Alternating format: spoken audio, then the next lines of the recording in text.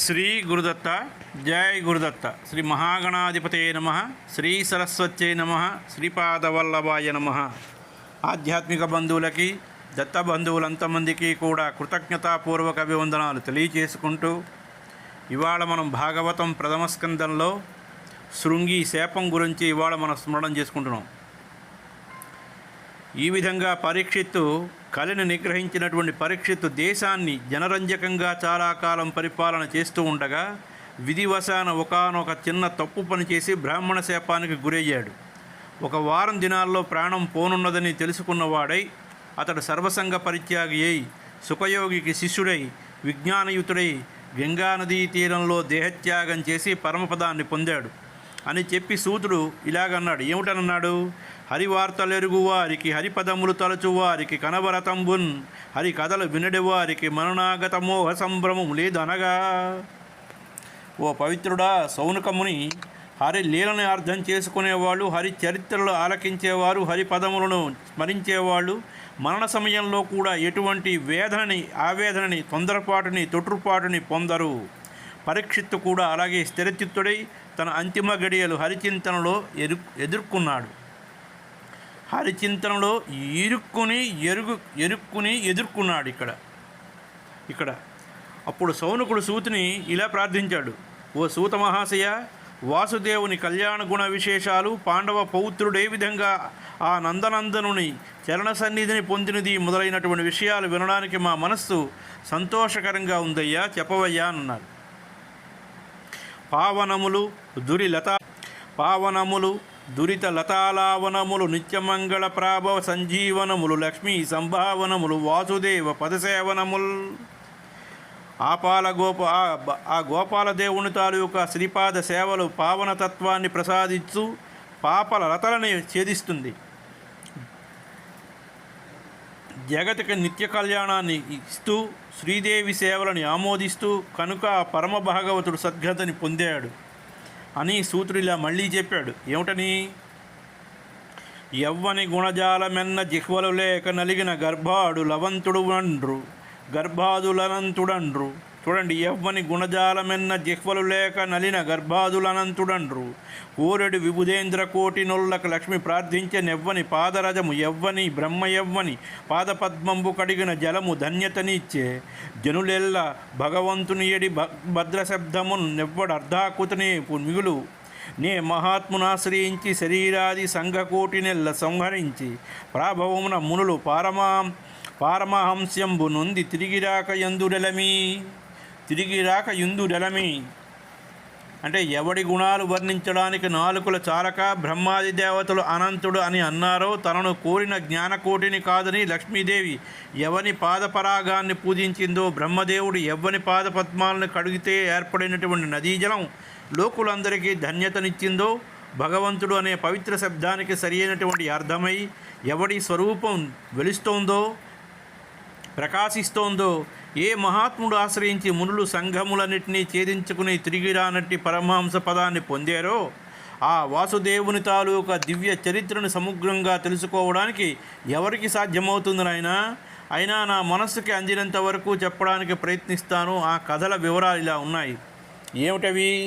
ఒకనాడు పరీక్షిత్ మహారాజు వేటకి అరణ్యానికి వెళ్ళి ఆకలి దప్పులతో అలసి సొలసి ఎంత వెతికినా ఒక్క నీటి చుక్కైనా దొరకని స్థితిలో సమీక మహర్షి ఆశ్రమంలో ప్రవేశిస్తే అక్కడ గట్టిగా దాహం అని కొంచెం నీరివ్వండని ఎంతగా అరిచినా ఎవరు వినిపించుకోకపోతే అక్కడ ధ్యాన నిమగ్నుడై ఉన్నటువంటి సమీక మహర్షికి ఏమీ వినిపించకపోతే తాను ఇంత గట్టిగా అరిచినా కూడా ముని కదలలేదు, చూడడు, మాట్లాడడు.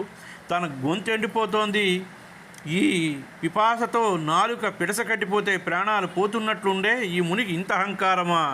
మహారాజుని ఈ విధంగా అవమానించడమా? ఈ విధమైన రోషావేశంలో పరీక్షిత్ మహారాజు విధివసాన మూఢుడై బయట చచ్చిపడిపోయినటువంటి ఒక సర్పాన్ని తెచ్చి ముని భుజం మీద వేసి వెళ్ళిపోయాడు. ఈ దుష్టచర్యను చూస్తున్నటువంటి ఇతర బాలురు పోయి మునిపుత్రుడైనటువంటి శృంగితో చెప్పగా అతడు వచ్చి సర్వము తెలుసుకుని కోపావేశంలో ఇలా అన్నాడు. ఏమిటన్నాడు? అతడు తన్ను ఆశ్రమవాసులగాని నైరులంగూడడు కందమూలములు గూడుగా తించు సమాధి చిత్తుడై వీడడులోని చూడ్కులను విష్ణుని దక్క పరప్రపంచముంజూడడు ముద్గరుండు పని చుట్టగా నేటికి రాచవానికన్ పోము హిరణ్యదానములు పుచ్చుకొనంగ ధనంబులేమియున్ తేము సవంచనంబులగా దీవెనలిచ్చును వే సరింపగా రాము వనంబులన్ గృహ విరాములపై నివసింప చెల్లరే పామును వైనగదగునే బ్రహ్మ మునీంద్రు భుజార్గుళంబునన్. అంటే మా తండ్రి అతను దూషించలేదే ఆశ్రమవాసులతోనే కానీ అతని శత్రువులతోని ఇప్పుడు ఏమీ ఒక్క పౌరుషం ఒక్క మాట మాట్లాడలేదే. కందమూలాల్ని ఆహారంగా తింటూ సమాధి స్థితిలో ఉంటూ అంతర్దృష్టిని వీడడే. నా తండ్రి విష్ణువుని తప్ప అన్యచింతన లేనటువంటి వేరే ప్రపంచాన్ని చూడనటువంటి వాడు నా తండ్రి. ఇటువంటి మా గురువు మెడలో ఆ రాచవాడెందుకు, క్షత్రియుడెందుకు పాముని చుట్టుపోవాలి? చనిపోయిన పాముని నా తండ్రి మెడలో ఎందుకు వేశాడు? పోనీ ఏమైనా ఎన్నడైనా సువర్ణ దానాలు పుచ్చుకోవడానికి వెళ్ళామా? పంచనచే ధనాన్ని ఎవరి నుంచే తీసుకున్నామా? దీవెనలు ఇస్తాను రండి అనే ధనాస్తో ఎవరిని వేధించలేదే.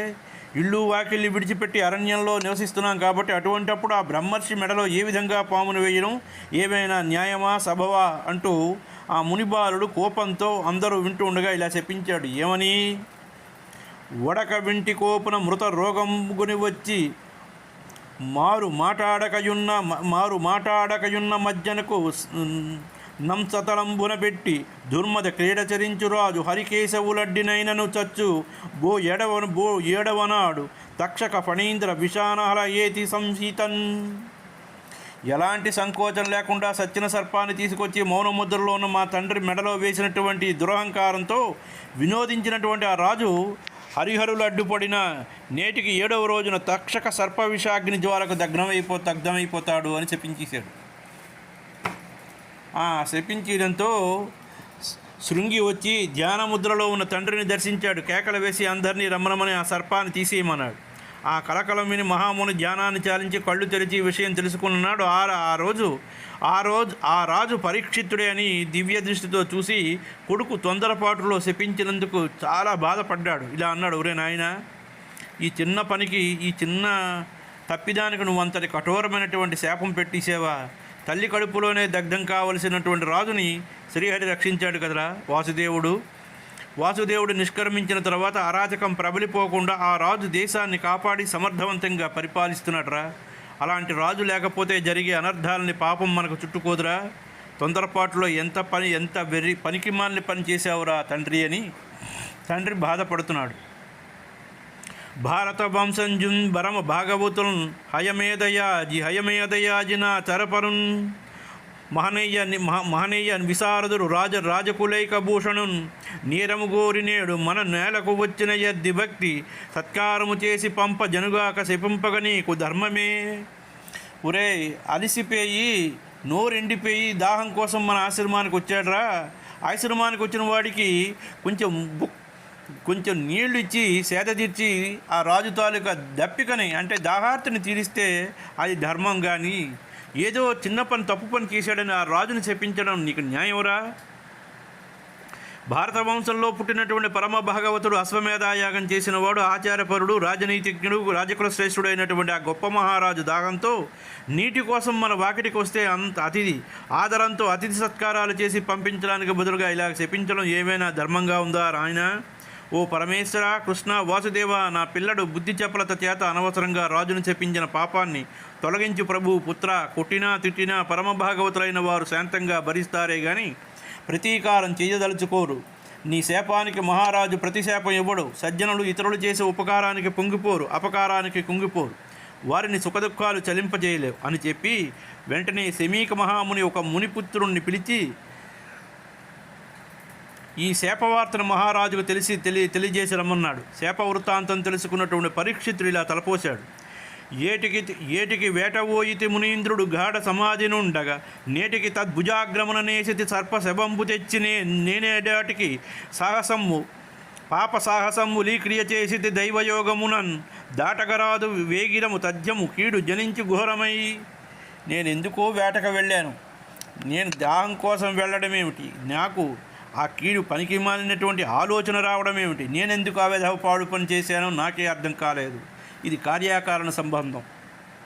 అయ్యా, నేను ఎందుకు వేటకు వెళ్ళాను? మునీంద్రుడు గాఢ సమాధిలో ఉండగా నేనెందుకు అతను భుజం మీద వేశాను? ఈ వేళ ఎందుకో ఇలాంటి దుస్సాహస పాపకృత్యాన్ని చేశాను. ఇదంతా దైవ సంకల్పం, దైవలీల. దీన్ని ఎవరూ తప్పించలేరు. శీఘ్రంగా ఘోరమైనటువంటి కీడు నాకు వాటిల్లక తప్పదు. బ్రాహ్మణులకి, దేవతలకి, గోవులకి బాధను కలిగించిన వారికి శిక్ష తప్పదు అని తర్కించుకుని తన అంతం సమీపించిందని తెలుసుకుని సర్వము విడిచిపెట్టి నిరాహార దీక్షను అవలంబించి పవిత్ర గంగానదీ తీరంలో ప్రాయోపవేశం చేసి ప్రాణాలను విడవదలచడానికి సిద్ధంగా ఉన్నాడు. చిత్తము గోవింద పదాయుత్తము గావించి మౌనియై తనలో నే తత్తరము లేక భూవరసత్తముడు వసించే ముక్త సంగత్వమునన్. ఆ రాజసత్తముడు తన మనస్సును గోవింద పదాయుత్తం చేసి సర్వసంగ పరిత్యాగే ఎటువంటి వైకల్యము లేకుండా మౌనంగా కూర్చున్నాడు. ఈ విధంగా పౌండవ పౌత్రుడైన పరీక్షిత్తు హరిచరణ సంస్మరణానంద కందళిత హృదయారవిందుడై విష్ణుపది ఒడ్డున ప్రాయోపవిష్టుడే ఉన్నటువంటి విషయాన్ని తెలుసుకుని సకల లోక పావనమూర్తులు మహానుభావులు అయినటువంటి తీర్థత్వాన్ని ఇవ్వగల సమర్థులైనటువంటి అత్రి, విశ్వామిత్ర, భృగు, వశిష్ఠ, వ్యాస, భరద్వాజ, పరశురామ, దేవల, మైత్రేయ, కణ్మ, కలశ సంభవ, నారద, పర్వతాది, బ్రహ్మర్షి, రాజర్షి, దేవర్షి, పుంగవులు, కాండ ఋషులైనటువంటి అరుణాదులు, అనేకులైనటువంటి ఋషిసత్తములు శిష్య ప్రశిష్యులతో వచ్చి పరీక్షిత్తు వాళ్ళందరికీ దండ ప్రణామాదులు ఆచరించి హర్షాశ్రువులు కన్నులు నిండుకొనగా చేతులు జోడించి ఇలా విన్నవించుకున్నాడు. ఏమిటని? ఓపిక లేక చచ్చిన మహోరగంబుగుని వచ్చి కోపినై తాపస మూపుపై నడిన దారుణ చిత్తుడ మత్తుడన్ మహాపాపుడ మీరు పాప కులుత్తములయ్యలారా నా పాపము వాయు మార్గము కృపాపరులారా విధించి చెప్పరే. ఓ దయామయులైన తపోజనులారా, మహాసహనం నా సహనాన్ని కోల్పోయి కోపంతో మునీంద్రుడు భుజంపై చచ్చిన పామును వేసినటువంటి దురాత్ముడిని నేను, మదోన్మత్తుడిని, మహాపాపుడిని.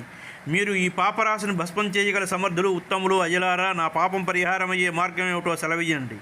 మీ పాదరజము సోకగానే నేను ధన్యుడనయ్యాను. ఈ సంసార సాగరంలో మునిగి తేలుతున్న నాకు ఈ విప్రశాపం ఒక వరమే అయినట్లు భావిస్తున్నాను. తక్షకుడికి విషజ్వాలలకు నా దేహాన్ని సమర్పిస్తాను.